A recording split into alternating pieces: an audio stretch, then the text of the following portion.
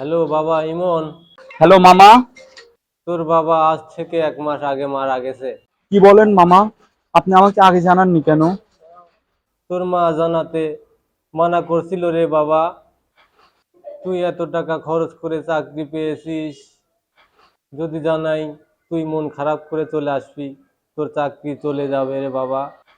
সেই জন্য তোর মা বারবার মানা করছিল তোকে না জানাতে।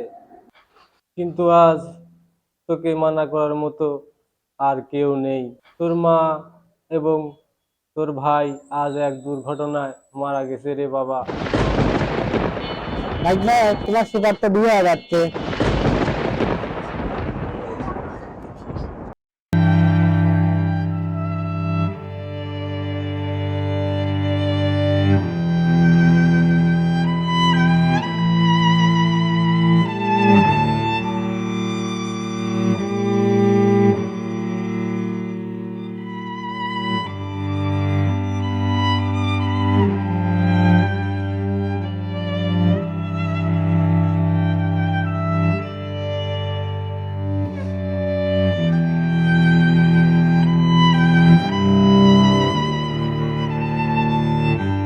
বড় ভাই, দেশ স্বাধীন হওয়ার পর থেকে আমাদের থেকে আর সম্মান টম্মান করতেছে না।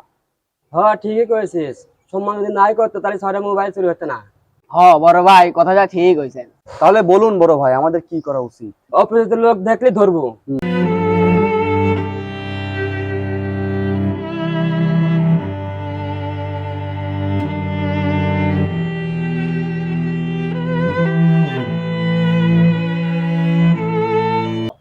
বড় ভাই, মালটা তো ক্যাম্পাসে নতুন, মালের গ্লাক ধরিলে আসা হোক। হ্যাঁ তুই যা ধরে লিয়ে যা।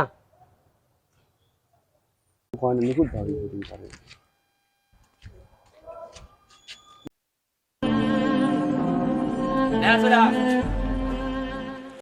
শালা তো শুদ্ধ ভাবে কথা বলে, মন করে শিক্ষিত। লোর বাসায় ফোন দেই, মুক্তিপণ দাবি করবো। চলের নাম্বার নেই। তোর ভাই নাম্বার আছে নাকি? আমার মামার নাম্বার আছে। এই দে, তোর মামার নাম্বার দে। তোলেন ভাই।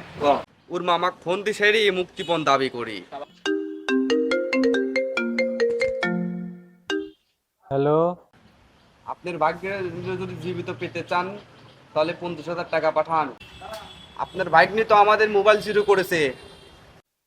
কি কো বাবা, ও তো মানসিক রোগী, তোমরা ওইরে মাইরো না, তোমরা ওইরে পুলিশে দিও বাবা। আপনার ভাগ্নি মানসিক রোগী হলে আপনার নাম্বার মুখস্থ রাখছে কিভাবে? এত কিছু বুঝি না। আপনার ভাগ্নির যদি জীবিত পেতে চান তাহলে 50,000 টাকা দেন। ভাই আমারে আর মারেন না ভাই, আমার খিদে লাগছে ভাই, আমারে কটা ভাত খাবে দেন।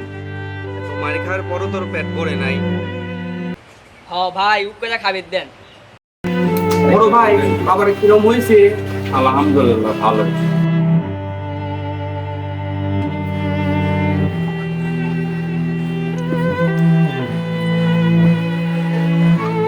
বড় ভাই আমার খাওয়া শেষ। এদিকে আয়।